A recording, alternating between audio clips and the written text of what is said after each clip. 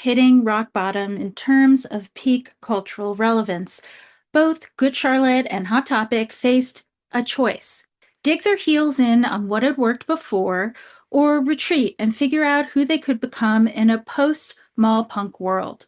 What followed were years of strategic experimentation, quiet evolution, and patient waiting for cultural tides to shift back in their favor.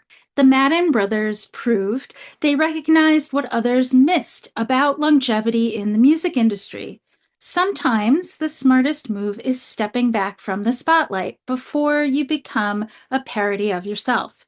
Rather than desperately chasing trends or attempting constant reinvention, they pivoted into behind the scenes roles that kept them connected to music culture without forcing them to compete with younger versions of themselves. Joel and Benji's Madden Music Company became a vehicle for developing new artists while maintaining industry relevance. Their Veeps streaming platform positioned them ahead of the curve on digital concert experiences, proving their business instincts extended beyond their own musical careers. When they acquired Alternative Press magazine, it signaled their commitment to supporting the broader alternative music ecosystem that had originally supported them. Joel's artist-friendly podcast series demonstrated his evolution from teen mall punk heartthrob to industry leader, conducting thoughtful interviews with both established and emerging artists. These weren't desperate attempts to stay relevant. They were genuine contributions to music culture that happened to keep the Madden brothers' names in circulation among the people who mattered. Their personal lives during this period also reflected a shift from teen rebellion to adult responsibility. Joel's collaboration with wife Nicole Richie on her short-lived Quibi series, Nikki Fresh, showed his willingness to explore different creative outlets.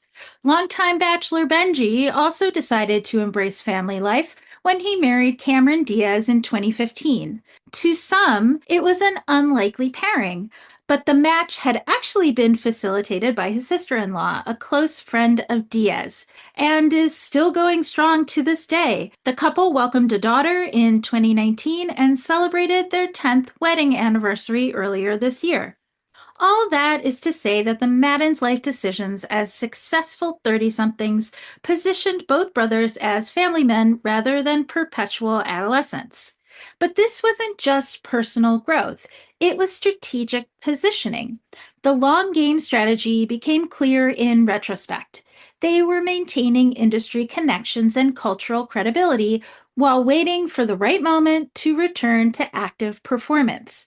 Instead of burning out, trying to recapture past glory, they were building sustainable careers that could weather changing cultural winds.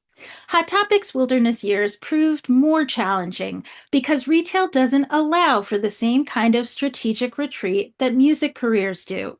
Stores need customers walking through the doors daily, not just when cultural moments align perfectly. The company struggled to identify the next youth movement worth serving after mall punk exhaustion set in. Store redesigns and merchandise pivots felt disconnected from their core mission of serving teen outsiders. Without a cohesive scene to curate around, Hot Topic found itself chasing trends instead of anticipating them. The challenge was compounded by the broader death of mall culture. Even if Hot Topic had successfully identified the next alternative movement, their primary venues, like shopping mall locations, were becoming less relevant to teenage social life. Young people were gathering online rather than physical third spaces, fundamentally changing how youth culture formed and spread. During this period, Hot Topic's survival strategy focused on diversification and nostalgia merchandising. They expanded into pop culture licensing deals, carried merch from TV shows and movies alongside band gear, and began testing different store formats. Some experiments worked better than others, but the overall impression was of a company searching for its identity in a fragmented cultural landscape. The years spent out of the spotlight taught both entities valuable lessons about genuineness, sustainability, and the cyclical nature of cultural relevance. Good Charlotte learned how to be seen veterans rather than eternal teenagers, developing skills and relationships that would serve them regardless of whether mall punk ever came back into fashion. Hot Topic discovered the importance of staying true to their core mission, serving teen misfits, rather than chasing every new trend.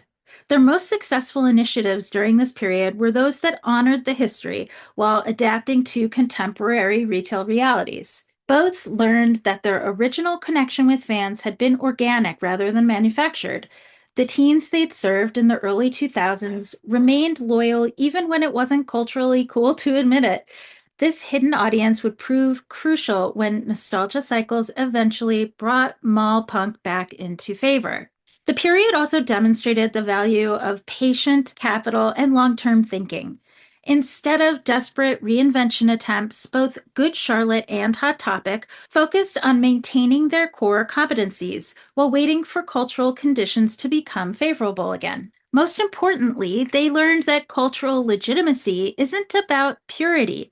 It's about consistently serving the needs of your audience, even when that audience feels forgotten by mainstream culture. The same middle class unease and economic awareness that had originally connected them with fans remained relevant even when the aesthetic expressions changed. The wilderness years weren't just about waiting for a comeback, they were about maturing into something more sustainable than teenage rebellion, building foundations that could support long term cultural relevance rather than just momentary popularity.